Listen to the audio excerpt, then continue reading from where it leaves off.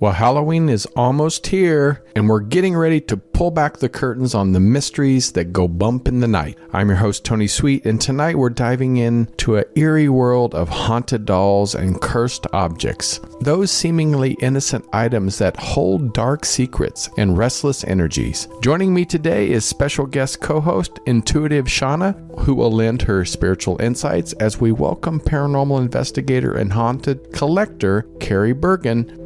And together, we'll uncover the chilling stories behind the possessed relics and the energies that cling to them, and why some spirits just refuse to let go. Well, get ready, because tonight, the haunted comes to life. I'm your host, Tony Sweet. Please welcome to the Truth Be Told Studios for the first time, Kari Bergen, and my co-host, Intuitive Shauna. Okay, well, I'm sandwiched in between two intuitive, amazing people, beautiful ladies. Well, Kari, thank you for being here. I appreciate it. All the way from Denver, Colorado. Thanks for having me. Of course, and of course, the intuitive Shauna. I keep saying Shauna. It's okay. I gotcha. Hi. Thank you for having me. I'm so excited to be here. I think I grew up with a Shauna, and yeah. Anyway. It's also spelled that way. So, leave it to me to take a simple name and make it difficult. Very on brand. Right. Well, we love that about you. So we're going to have a great time today because both of you are very connected when it comes to what you do. And I'm excited to talk about haunted dolls, haunted objects, and some amazing other topics in the paranormal world that I know you both are very in tuned with.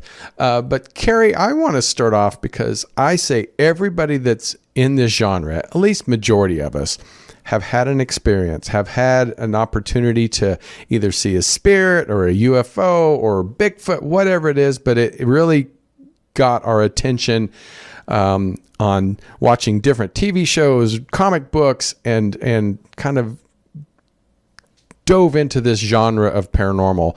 So tell us, how did you get started in the interest of paranormal? Because I think I heard that you grew up in a haunted house.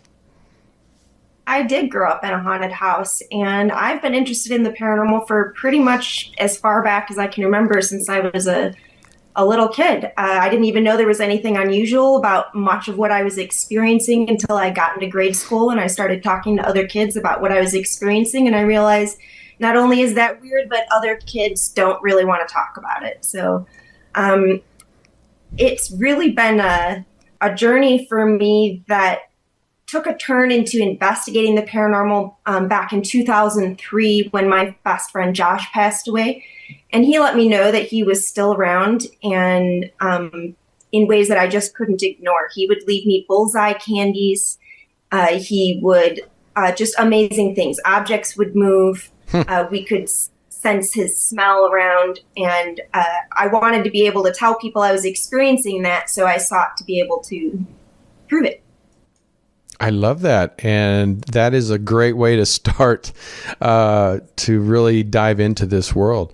And I know we've talked about, at the beginning of haunted dolls and haunted objects, but you've worked with vintage and antique pieces that really often hold some very amazing and sometimes not amazing energy and then presence. And how do you personally define what makes an object haunted?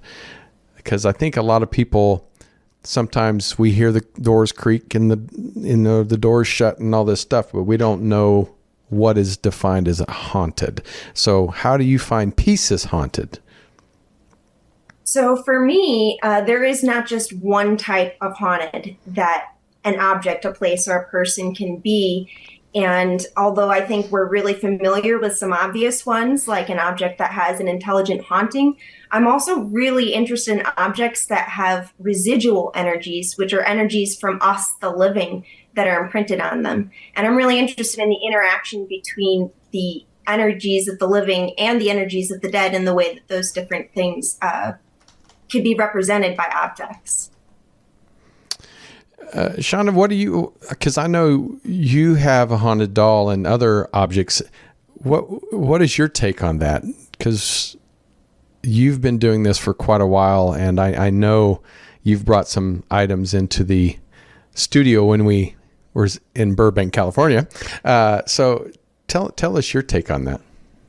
Yeah, I agree with Kari. I do think that there are various types of hauntings as well as various levels of hauntings. And that's where we'll see things, as mild as, well, this gives me a weird feeling. And sometimes things go missing ever since I brought this doll into the house, to something as extreme as Annabelle or Robert the Doll. So there's different levels of it as well.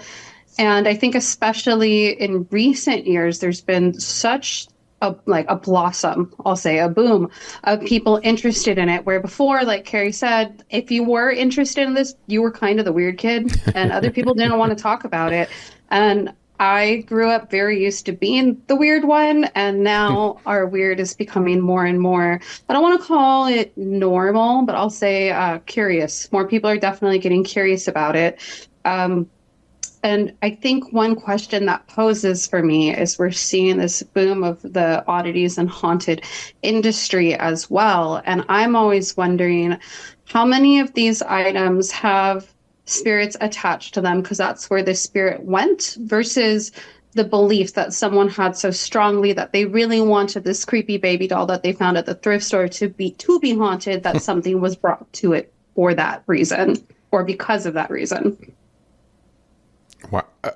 For me, this is even more complex than just those two options, because when I'm looking, for instance, if I'm looking at the haunted doll industry, if you will, not only am I thinking about, are these dolls actually haunted with an intelligent spirit? I'm also thinking about, like you said, people's own wanting for it to be haunted, but then also things like stories that so many people are focused on that can create a haunting. Or I'm also thinking about cursed items. I'm thinking about just a really complex array of options that are there. It's so much more gray, I think, than the black and white. Is it haunted or is it not haunted? Absolutely. I mean, can we really have just like a black and white kind of area with this, though? I feel like, it's so much more fluid than that. I do have a question for you, Kari, just because this is something that you've, dived so deep into. I'm seeing dolls behind you that I'm assuming have spirits with them. Where is your boundary of, okay, I'm going to take this home and figure out if it's haunted? Like, there has to be a level of being a little scared. Like, what if this is something really crazy that I'm bringing into my space? So how do you deal with that? So I would say I used to have a lot more fear in the beginning, but I've been doing this a long time. And how do I know that? So where's my boundary? I really have to tune in and listen to what my body is telling me. And sometimes that's a bit of a journey, depending on what's the situation when I come into contact with this energy. Sometimes I end up with things that I don't really want around. But for the most part, I've come to really trust my gut. And my gut knows if a doll is having a negative impact on me, then I really don't feel obligated to bring that into my home. But I think there is a little bit of a subtlety to it in that I do end up bringing objects that aren't necessarily automatically comfortable to me. Usually that signals to me that there's a bit of work to do with this spirit, and I like to investigate that. But I automatically won't bring anything into my home that makes me feel ill, that I don't feel is harmonious. I like to investigate what sort of story the energies attached to an object are telling me, and then I have to decide whether that's a story I really want to be a part of. I want to ask, because when was that first encounter of your first item that you truly believe was haunted, and how did that experience shape your relationship with starting to collect art and these items? Because having one item can be enough for many people, but having a whole, it looks like a museum of possessions of stuff like this. I would love to tell you about two items that came into my possession very, very close together early on in my decision to purposely collect haunted items. I had come to the realization that I had accumulated many of them, and I hadn't really realized that. And it was sort of early in my purposeful investigation that I came across two objects. One of them was a Victorian photo album. It's just behind me here. You can see right back there in the center of that suitcase is a velvet Victorian photo album. And I bought that to put my Victorian photo collection in. And when I bought it, it was empty. And I brought this home and I had it in storage for a little while. And I brought it out a few months later to put photos in. And when I opened it, there were photos in it. I know they weren't there when I bought it, but here they were. Actually, It was just one photo to start. And I was blown away. I went to go show someone. And when I opened it up a second time, there was yet another photo. And these photos began to move around the album. Sometimes they would show up outside the album in places in my house. And you would think I would be really creeped out by this, but I was just fascinated. I tried to lock it up to sort of stop the photos from being able to move around, but they would show up outside of a locked cabinet around my house. And I really ended up feeling like this was something that was pulling me further into both collecting ephemera and looking into haunted items. And around the same time, I also acquired a doll that I call Bitey Doll. This one is somewhat infamous in the different talks that I've given. And he is, I could get him out if you want, he's in the cabinet behind me, but he is a cloth doll that has a stitched skeleton face, and he was sitting in a cabinet at an antique mall early into my purposeful looking for haunted items, and he just caught my eye right away. I knew there was something odd about him. He gave me the creeps. That's not easy to do, and I was interested in finding out why he creeped me out so bad. I brought him home, and he started moving around my house right away. Ending up in different positions. I really did not like this. It wasn't very long before I asked the doll to stop moving around my house, to stay where I put him, and that did work. But over the many years of me having Bitey Doll and showing him to people, multiple people that have been handling Bitey Doll have claimed that the doll has bit them. I've never personally had this experience. I chalk that up to always handling the doll with respect.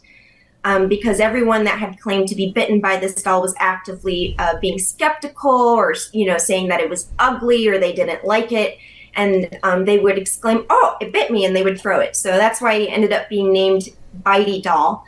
And I think that the reason that he was sort of a prickly energy, he might have been used as some sort of puppet or voodoo doll. I'm not too sure. There's a lot about him that's been handmade, and he's been stamped Novelty Co., which makes me think he could have been produced as some sort of novelty voodoo doll. But over the years of being in my collection, he's quieted down. So he's not quite as active. He doesn't move around anymore. I've asked him not to. So those are two objects that creeped me out, but really also fired up my curiosity. I would love to take you up on your offer of bringing Bitey out, if that's okay with you. I'm very yes, please. I would. Who would turn down that opportunity? I don't know. Right. I feel pretty safe right here. I know we're kind of far away. Okay, I can see why it freaked you out a little bit. Okay. So this is Bitey Doll. Oop, he's off camera a little bit. Go to your left. There you go. There you go. Oh my God. Oh, hi, Bitey. Whoops, I'm trying to get him on camera. There you go. There you go. Black stockings. And these stockings are actually made from someone's stocking, which lends to like a personal effect if this were meant to cause someone harm or send them negative energy. And then if you look closely, it has this super creepy kind of sickly smiling skeleton face. And I have been looking at and collecting dolls pretty much my whole life.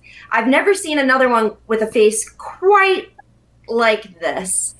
And it used to be he would give me bad vibes when I would hold him, but those are all pretty quiet now. And I'm sure I could stir them up, but why would I want to? It's okay. Can let's say that when you brought him out and I did say, "Oh, I can see why he creeped you out." can an object or a haunted doll, can they take offense into the way somebody speaks to them like that? Because I don't want to offend him, and then all of a sudden something in my office or my home starts. Should one be careful how they speak to it? You know, the way that I have sensed this particular doll is not quite like that there's a spirit attached. I've definitely felt like the energy attached to this is a little more residual, but like residual with intent, which is what makes me think not necessarily a curse, but like someone put some negative thoughts and vibes into this doll, and that can be felt.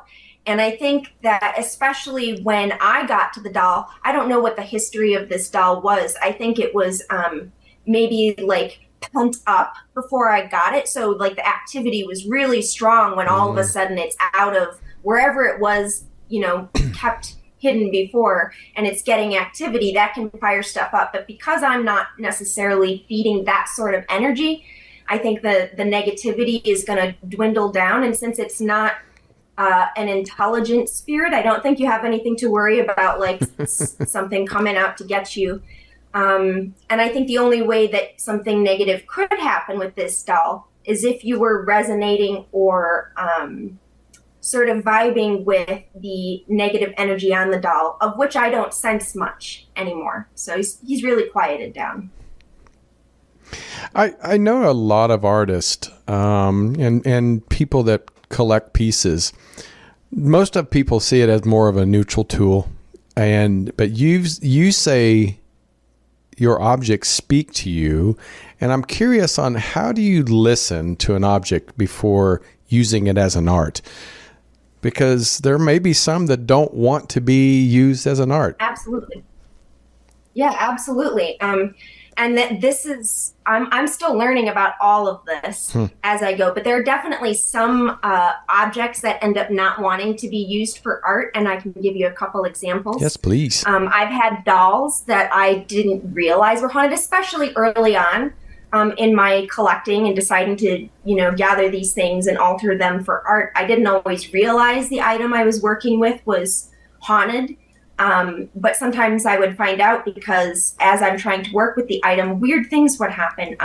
The glue just wouldn't hold. Things would fall over. Electronics might break. I'm just having all sorts of problems. And then it would sort of dawn on me, oh, maybe there is an energy or something attached to this. And that's when I would sort of tune in, get out my pendulum. I would sometimes ask my guides. It really depends on what I'm sensing as I deepen my focus into it.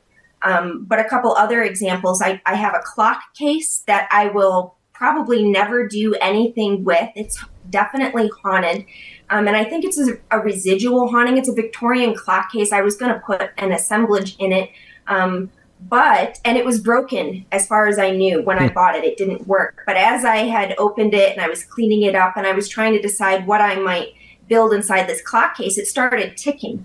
I couldn't quite figure out why it was ticking because it's missing parts of its gears and things. I don't quite know how it works, but every time that I would open this clock up and try to work on it, it would start ticking and I would have all these feelings. And after like a year of periodically taking this clock out and trying to work on it and trying to figure out why I wasn't quite comfortable with it, what was the feeling it gave me, I think that this particular clock might have been a witness, if you will, to some sort of horrific event, possibly a murder. I don't really know. I only have like the emotions from this event, not a lot of particulars. But after a while, I realized I'm not really comfortable working with this energy, but I'm interested in it. I haven't gotten rid of it. I haven't cleared it. It's in my closet. I take it out every once in a while, and I consider how it's making me feel. But in that particular case, I chose not to work with it because I wasn't really interested in working with the energies attached to it. Shauna, have you had that experience before where you had an object or a doll that honestly enjoyed being around you, but nobody else? Well, yeah. I have a haunted doll, Stephanie, that Tony, you have met. I've brought her in. And when I first got her, her energy was very, very negative, at least with the people that gave her to me. And she caused a lot of emotional upset, a lot of distraught for these people. And when I got a hold of her, we had a talk before she was allowed to come home. Like, hey, we're not doing this here. If you do this, you're not going to be able to stay here. And I feel like I really rehabbed the spirit. I think that's why I came across her path, or she came across mine, was to help heal her. And for a while, she really wasn't super great. She didn't play well with others. Now she does, but very similar to Bitey, like you have to approach her with respect. If you're very skeptical of things like that, if you're rude, she'll do things. My co-host on my podcast he's very skeptical, and he was holding her and talking about how he didn't believe in it. She turned off his mic, she turned off the light that was on him, things like that, until he apologized. So she does more things like that. But at first, when I was first working with her, she wasn't really safe for other people to handle for a while. But very recently, and by very recently, I mean 2 days ago, my son has this door knocker. It's like an automatic toy door knocker. And so if you like push a button, it will knock. And I was actually doing a haunted objects event at a local store that has a pretty good collection of artifacts and some very heavy and mismanaged energy. And the next day, the door knocker was in my bed. And at first I just thought, okay, well, maybe my son put it there. And then it started knocking on its own. It was very conversational, because I was like, can you do that again? Was this real? And it do it again. I'm like, okay, well, you need to leave now. Because immediately my blood just got icy cold. I was like, oh no, like this was something from that creepy store. And I was like, you need to leave. And it's slamming. And like, it felt like it was yelling back at me. And so I thought I cleared the house, did all that. And then the other day I was doing just like my routine house cleansing. That thing started mouthing off and yelling at me again from the toy box. And I was like, okay, we're done. So it got Florida water poured all over it and thrown away. Show you. I'm going to ask you both, but Kari, I'll start with you. Having 2, 3, multiple objects that has residual or have spirit, can they be like siblings and not like each other? And I couldn't imagine a bunch of spirits on your shelf that all get along. Or so how does that work if you have 2 spirits or haunted objects that are not compatible? So this comes into play particularly with my haunted doll orphanage, which is the dolls that I travel with that are available for people to adopt. And that mix is always changing. It depends on how much room I have to travel, who feels like they should go, because sometimes they just don't cooperate. Where was I going with this? So the dolls in my orphanage, they sometimes will cause trouble, and I'll have trouble putting them next to each other. For instance, I have a doll that I think, belonged to a doll collector, and he is attached to this doll because the doll was given to him by his wife, but he is really unhappy with the condition that the doll is in, what has happened to the doll, the way it's been taken care of and handled over the years before I got to it. He also seems like he's a little snobby, a little bit. Like the feeling I get is like some of these dolls are beneath him and his collection, and his doll doesn't belong with these other dolls. So I often have to sort of rearrange my orphanage based on that. And I'm not sure most of the time that it's something someone else could pick up on. This is very much an inner feeling. Sometimes I'll hear like a voice in my inner ear. But it's when I'm setting up my orphanage, as long as I've had this particular doll, it's as if this particular man is standing over my shoulder. He has opinions about the way that the dolls are displayed. But on the other hand, and this is even cooler to me, some of the dolls become friends. They're like siblings in the other way, in that they become friends with another haunted doll. And I have 2 quick examples of this. I have a doll in my personal collection. She'll never go anywhere. The doll's name is Lily Bell, and the spirit attached is Olivia. She's a 4-year-old girl. And I don't necessarily have to tell you the whole story of Olivia, but the point is that she became friends with a doll I had had in my collection for years. And I didn't realize this until I was considering putting up this other doll for adoption. And all of a sudden, all this stuff was going on in my office. Things are getting knocked over. I'm hearing taps and knocks. I'm having problems with electricity. And some of these things are things I had recognized as Olivia. So I just got Olivia out. I got out my pendulum. I said, you seem upset. What's going on? And through a combination of my intuition and confirming with my pendulum, I found out that she'd become friends with this other doll, and she just did not want me to get rid of it. And so now I keep them together all the time. They're next to each other in this suitcase behind me. And the other doll has the spirit of a little boy. He's 10 years old. And as far as I can tell, they were alive around the same time. So I don't know if that's why they sort of get along or not. But so sometimes they become friends. And one time I had a really great example of this in the doll orphanage one day. I had brought a brand new doll in. It was the first time I'd brought it anywhere. I put it in the suitcase with all the rest of the dolls. I'm having a really interesting time with the dolls at this particular convention. People were really responding. I was seeing the same sort of reactions to these dolls from different people. So I was starting to pay attention. People were laughing and enjoying it. And then all of a sudden this changed on a dime. I adopted out a doll, and then people were weeping. People were coming up in front of my doll orphanage and saying, I'm just feeling really, really sad, like someone is heartbroken. And it took me a little while, but after enough people said this, I thought, I don't know why, but one of the dolls in the orphanage is feeling really upset. Let me see if I can figure out what's going on. And it turned out that one of the dolls there had become very quickly friends with the brand new doll, the spirit attached to the brand new doll. And they were just heartbroken to be separated. And I take that into account now. I try to pay a little better attention if I'm noticing that two dolls are sort of getting along. And sometimes when I've bought dolls that are from the same estate, or they come together and they feel connected like that, sort of like a bonded pair of cats, I'll decide these dolls have to stay together. You have to take both, or you don't get either of them. So yeah, I would say that spirits, just like people, they sometimes get along and they sometimes don't.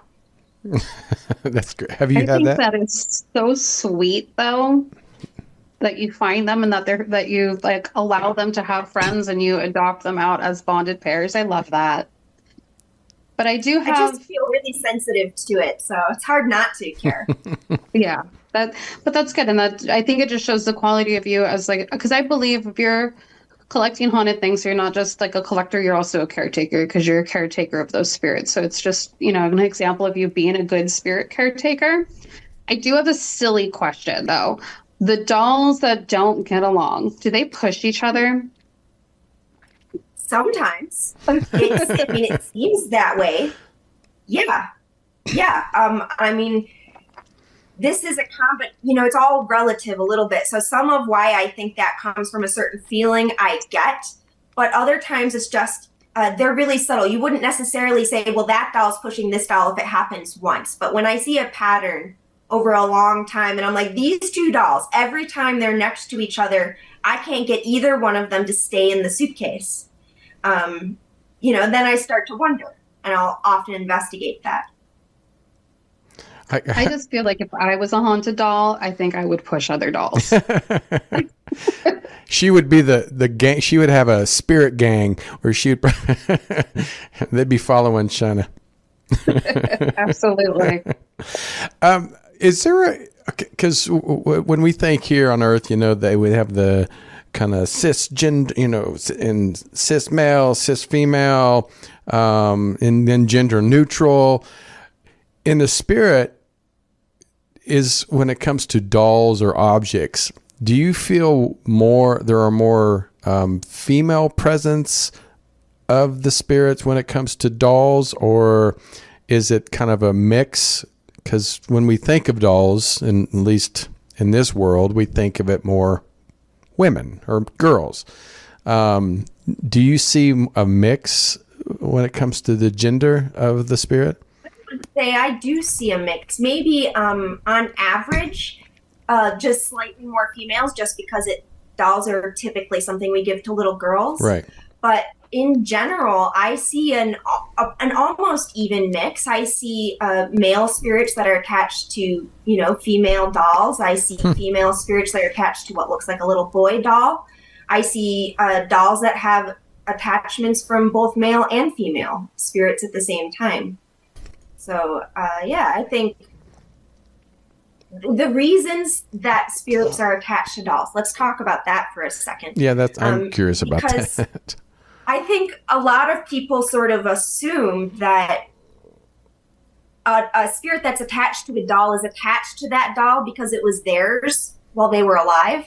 And I would say that that's not by any means always the case. There's so many different reasons why and when a spirit might become attached to a doll. They could be attracted to the doll because the doll sort of looks like them when they were alive. It could remind them of a doll that they had. It could remind them of a family member. It could be that, like, if you have a really creepy doll, a spirit that wants to scare people is going to be attracted to that because you're naturally going to respond creepy. Whereas if you're, say, the spirit of a child that really just wants comfort, you might seek out a baby doll that's already being held and looks cute and sweet to people because that's the kind of response that doll's going to get. That's the sort of energy and projections that people are sending their way. So I think that some of the reasons that, especially if we're looking at the reasons why spirits are attracted to dolls, they're also attracted to the residual energies. And that can be residual energies from people they knew, residual energies that resonate with their spirits. That can be the energies of living people that are there. So I just think it's not just about necessarily wanting to inhabit a form.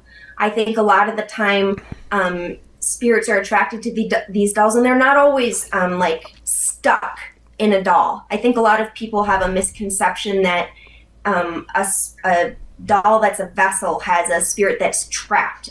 And although a spirit can be contained, I think there's a lot of cases where this is just really emotionally important and has energy still attached to it. So a spirit will want to visit it just the same as they might want to visit a loved one, a house they're familiar with. And then you can imagine that if these dolls have these residual energies that are so important to them besides their own attachment to the doll, then they might care about whether those energies are being respected and whether or not those energies are being acknowledged or fed or whatnot. I have a question going off of what you just said, actually, about these energies being acknowledged and being fed. Is there certain routines or practices that you have to essentially do the same thing and maintain the relationships that you have with your collection? Sure. Part of the dolls are sort of a part of my creative process in here. My workspace feels really quiet and empty without them. So part of my work is having them in my space because I like to sort of, when I'm contemplating and I'm in a listening place, I can sense those energies, and they sort of, because of the energies and the dolls that I'm choosing to have here, they very much work with my own energies. They can sort of enhance they can sort of call my attention to a place where I wouldn't look. And most of all, I think, in particular, the dolls I've chosen to keep around in my space that I like to work with, they bring a lot of play and creativity. For instance, some of them really like to sort of spy on what I'm working on. I can tell if they're really excited by it, and sometimes I'll, I hadn't thought of that. You seem really excited by this idea, and so I'll look into something a little more. And really, since my home is sort of like a safe space where I don't necessarily like to experience paranormal activity that is unwanted, that means that the dolls here I don't always sort of actively investigate them or work. It's sort of, if they call my attention or if there's a problem, if the energy doesn't feel right, I'll address that. Otherwise, it's sort of like having wildlife in your yard, that you pay attention to, and you maybe support, and you're there and you pay attention, and they're having an impact. But it's I sort of let it be organic in that way, unless they're calling out to me, which they sometimes do, and then I'll address that. I do have a question, because you were talking about having certain type of energies. Do you perform any type of ritual protection, rituals of protection or energy clearings before or after working with any of these haunted pieces? Or do you kind of just set the rules when they come into the house and leave it as is?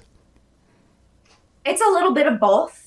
I do a lot, as much as possible, because I'm not perfect and I have practices, but it's hard to put them in practice all the time. So I really try to have like daily routines and habits that just sort of help keep me protected and built up. I try to only work with my dolls when I'm well rested, right, when I'm feeling well, when I'm grounded, and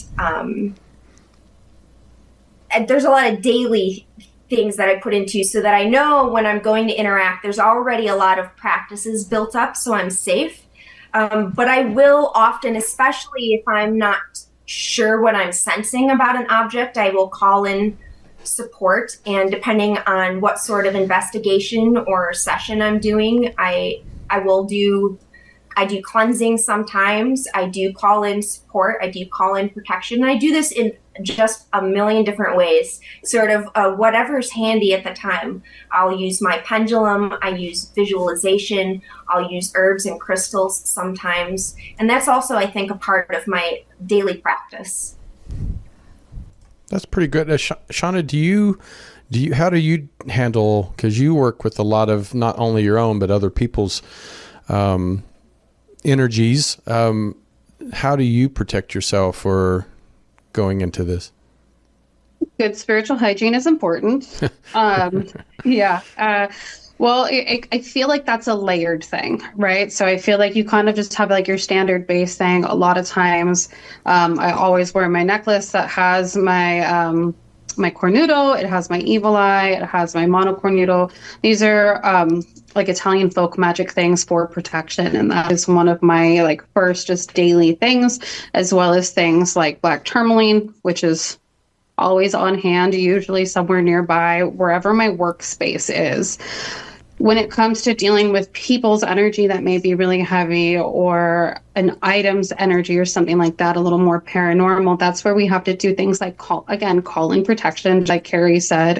And I think it's really important to kind of know where your faith is and what you believe in, because, calling in Jesus may not be very effective for me as a pagan, but it may be very effective for another person. So, for me, I do work with Archangel Michael, and I lean really heavily on my ancestors for protection, are my kind of top go-tos for that. So I think part of it too is understanding your boundaries and keeping an energetic boundary in front of you, especially if there's a more abrasive energy coming from a person or an object or whatever it is, a situation.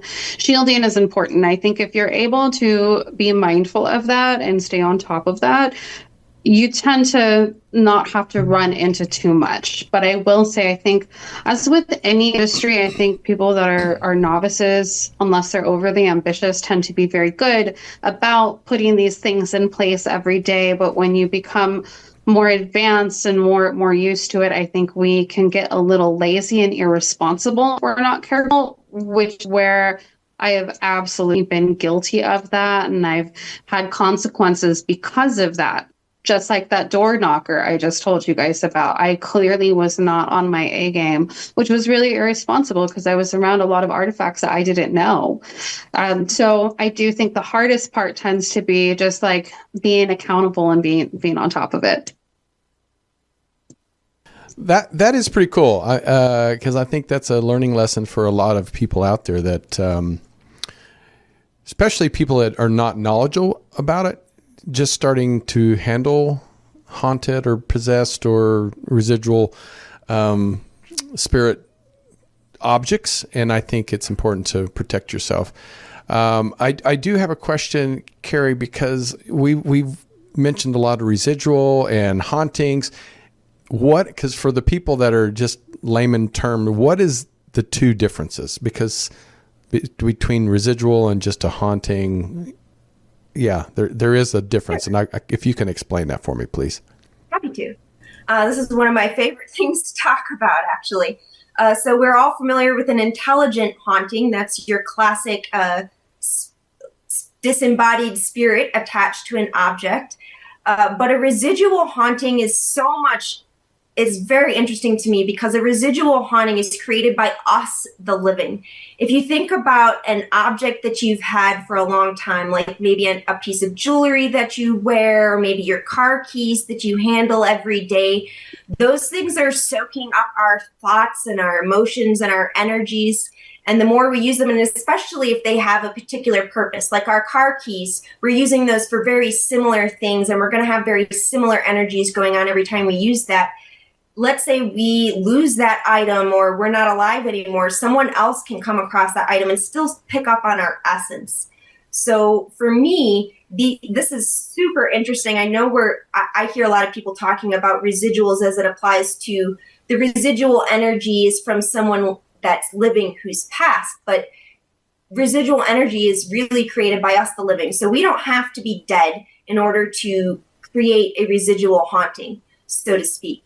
And because of that, I think that we as living people are creating and sustaining residual energies, or hauntings, if you will, on a daily basis. That's a really good point. I never really thought about the idea of residual energy being something, because you're right, residual energy is created by the living. So why couldn't we tap into that from someone that is still living? That's a really interesting concept. Yeah, it makes so much sense. I think I just had one of those mind blown moments. Thank you for that. Of course. I do want to ask you a little bit, because as I said earlier, I've been I was stalking you online a little bit. I was like, who is this person? They are so cool, because I love your art. You have amazing, like, mixed media assemblage art that's so macabre, and the drawings that you have, I love that it's very spooky but very pinup. Like, I just love all of it. But you also deal with vintage, and is all of because it goes beyond dolls. I've seen postcards and different pieces of art. You've mentioned your haunted photo album, a clock case, things like that. Was this something that inspired you because of you kind of coming in contact with haunted objects, or was it more you were into vintage and then all the spirits realized they could kind of come to you through items that way? Like, where's the journey there? I think it starts with being really sensitive to this stuff, because even as a kid, I used to go antiquing with my family as a little kid, and I just always used to find myself really just marveling, lost, like time travel almost for me. And I feel like psychometry is one of my gifts. And so as I'm touching things, I'm getting just so much. It's like a rich journey for me. I'm getting bits of memories. I'm getting bits of history. I'm getting different emotions. And I think because of that, even if it's just a little scrap of paper, or like it's a broken doll, or a photo album that's falling apart, I can still sense those things. And so I would just, like, my heart would break when I would see these things being unappreciated, being thrown away. And so really my collecting, as far as vintage items, started with just things that felt like there was a story, things that sparked my curiosity for some reason that I didn't fully understand when I began collecting. I was just collecting things that it felt like there was more to the object than just the object. I didn't know what it was when I first started collecting.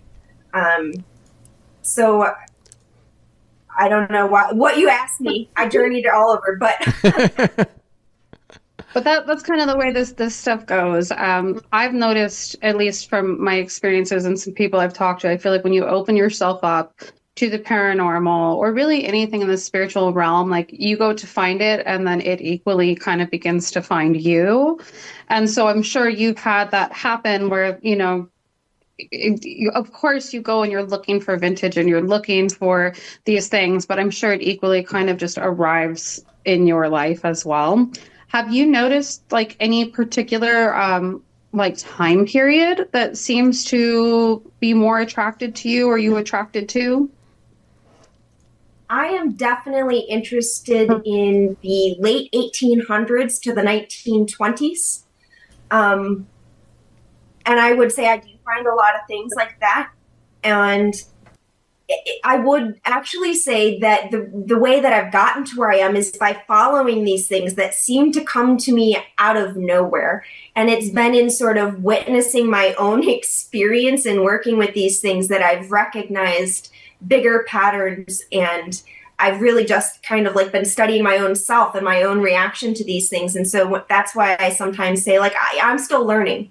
I'm always uncovering more about what it means, how I'm doing it, why I'm doing it.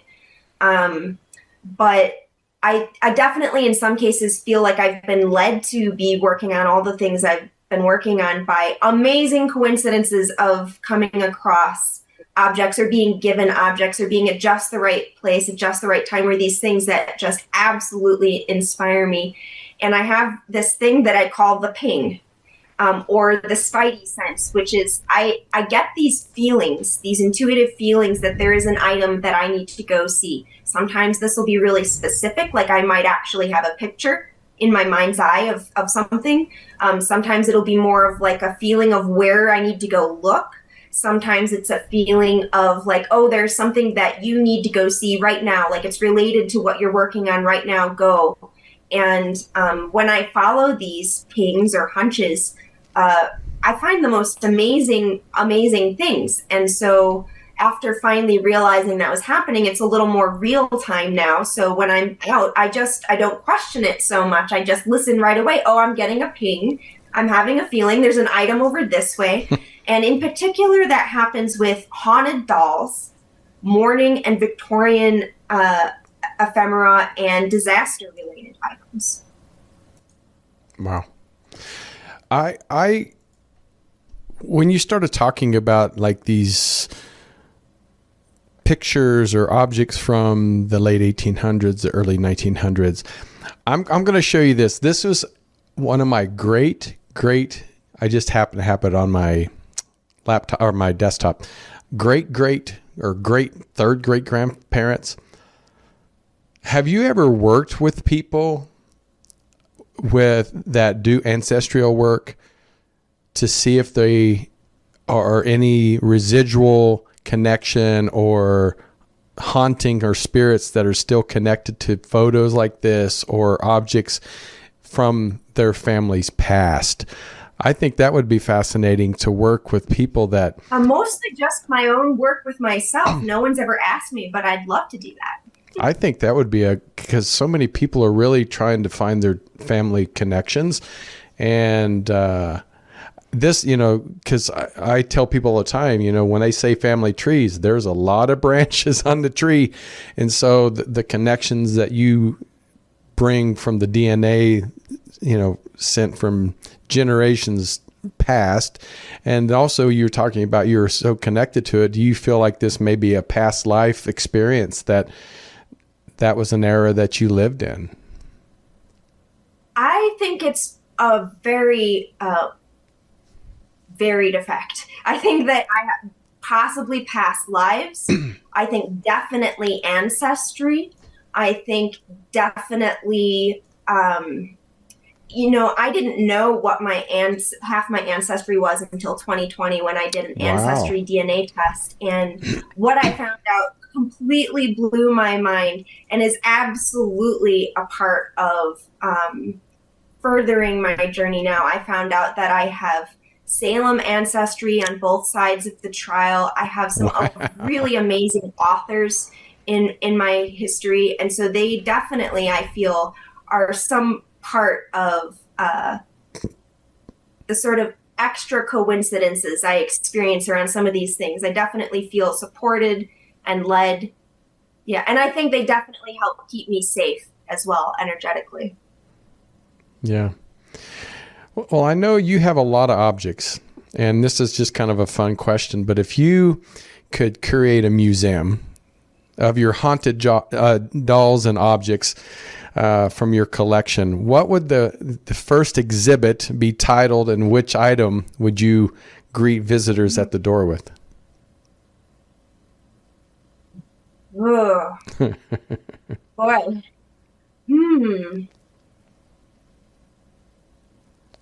Gosh, it might have to be my photo album, my haunted photo album. I know I already told you about that one, but it's very closely tied with my story and my journey. And I don't know. Okay, I know what the exhibit would be. I'm not sure which items. I think it would probably be multiple items. My first exhibit would be about residual hauntings, for sure. And it would be a group of items that you would be allowed to touch. Oh, that's cool. That's cool. And you would be allowed to sort of see what you sense. And it would be a whole thing, which my goal at the end of the exhibit would be for you to have a much deeper understanding of how you are on a daily basis creating and contributing to residual hauntings. Oh, I could use Happy Puppy. I love that. I love that. She's saying that, and I'm imagining like a touch tank, like at an aquarium. Here we go. Oh, that's cute. Oops, this is Happy Puppy. That is Happy cute. Puppy has my favorite residual haunting.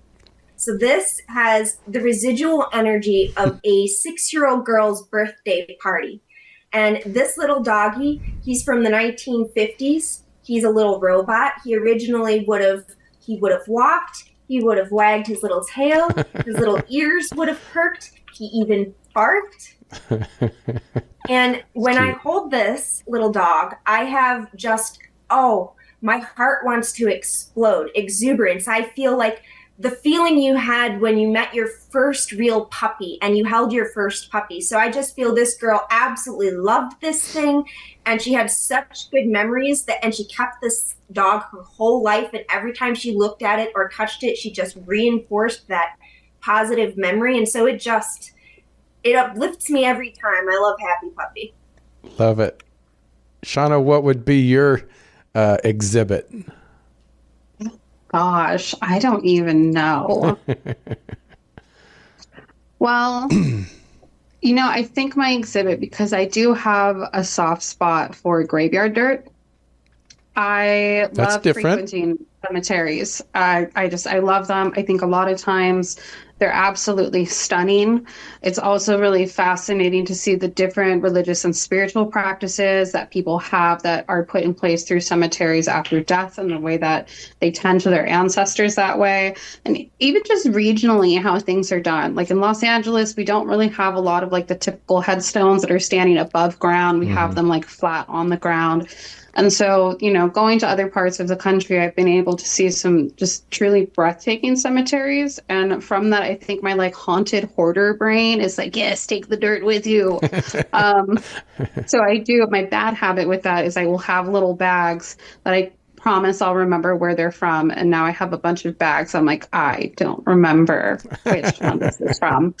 But I do think that, they do hold the essence of the cemetery and the cemetery spirits, because I do think that they're spirit caretakers at cemeteries as well. And I think it's also just a good symbol of the history of the people that have been laid to rest there. That I find it very important for us to try and do that, especially like if you're walking by one you see covered in like, debris or just seems untended, just like brush it off, clean it up, say the person's name, saying people's name, trying to remember their stories. This is what keeps their spirit alive and keeps them, fresh and unforgotten. I love that. And I know there's a lot of people might be already starting or even inspired by you two today that want to start to collect haunted dolls or haunted objects. What would you suggest, Kari, we'll start with you, would be the first object? It doesn't have to be a doll, because there's a lot of objects that can carry these residuals and hauntings as much as dolls. But what would you suggest to start with going from day one? Let's see. Well, I would suggest that, first of all, when you go to look for a haunted object, you look for one that you want to have as a part of your life. So if you're into, say, having something really creepy and crazy happen in your daily and you want some chaos in your life, sure, get a doll that gives you the creeps. But you could look for an object that resonates with you in a positive way, or that you can uplift in some way. What would I suggest people start looking for? I don't know. Shauna, what do you think? The showgirl in me loves the idea of like old Hollywood glamour and just how amazingly gorgeous some of these people were back then. And there is a lot to say about costume jewelry, or jewelry in general, because everyone has that one piece that they just love, or even like vintage hairbrushes. Like I have my grandmother's vintage hairbrush, and I think sometimes you can just feel the energy on that. And to me, it's not just like glamorous, it just feels a little less intense, because like Kari just said, if you want chaos in your life, I'm like, man, don't we all have enough? Yeah. So going for something a little lighter sometimes is good. So you can look for people's personal effects like that, I think tend to be really good. Or you could try and find old journals, old Bibles, things like that. Those usually have a lot of energy on them as well. Yeah. In fact, I have I think great grandmother's diary, which was kind of cool to read what went on in their daily life. A better answer. Okay, let's hear it. Okay, I would suggest you look for the haunted items you already own. No doubt, I guarantee you, there's at least one item in your house that already has yours, grandma's, someone else's energy, used items in your home. And a lot of this stuff is so much more subtle than we're used to looking for. And one example I like to give, when we're talking about haunted dolls at least, is that I think almost all of us have had a haunted doll. We've had experience with haunted dolls in our homes and having a relationship with them. It's just that as adults, we've forgotten all about it. If you think of the story of the Velveteen Rabbit, or if you think of Imaginary Friends, and you think how much time and emotion and energy that we as children share with our toys, and if you think that residual hauntings are created by time and attention and energy directed, over time towards something, then you would know to just look at your own childhood toys, and you would find something that is residually haunted, but not just yours. You can think about items from your family, items that are used. A good bunch of them will have some sort of energy or story that you can investigate attached to them. And if you can become familiar with what sort of energies are attached to the objects you already own, then you might be able to sort of sense what might sort of mesh in with your collection already. Great answer. I love it. Before we get out of here, Kari, where do people follow you, find you, look at your artwork? I know you have a great website. It's Ephemera? Is Ephemera? Ephemera. So it's ephemeraobscura.com. I don't have a lot of art listed there. I probably should get more listed there. If you want to see my art, all of that is on my Instagram. It's ephemera_obscura. And if you'd like to see my antique and vintage ephemera collection, you can follow me on Instagram at ephemera obscura And Shauna, you and your co-host, Alexander Rodriguez, they also have a podcast on the Club Paranormal Network. Can you tell us about your podcast? Yes, I co-host Queer from the Other Side. We're the queer approach to all things paranormal. We explore hauntings, we explore UFOs. I really want to meet somebody that has met Bigfoot. I have so many questions. I'm the resident witch of the podcast, so I take more of the superstitious and the witchy approach to things. Alexander is much more skeptical, so he brings more of the logic and the questions into it. But honestly, I think out of the two of us, he probably has more haunted experiences He does. than I do. I'm kind of jealous. Which so is funny. Find us, yeah, you can find us wherever you catch your podcast, stuff like that. Queer from the Other Side. Perfect. And where can people follow you? You can follow me on Instagram and TikTok at Intuitive Shauna. I put lots of witchy things and just all of my occulty escapades up there. Love it. Well, thank you both. Kari, thank you so much for taking time out and being on the show. And it was great. I learned so much from you. I've had quite a bit of taste of these haunted objects through Shauna, but you really put the icing on the cake. So I really appreciate it. It was wonderful. But thank you, everybody, for tuning in. I really appreciate it. And please like, share, and follow this channel. Please follow the co-host, Intuitive Shauna, and also Kari Bergen. Is that right? Bergen? Yeah, that's right. So we really appreciate you tuning in every Friday at 3 o'clock right here on the Club Paranormal Network for Truth Be Told. And until next time, please take care of yourself and each other.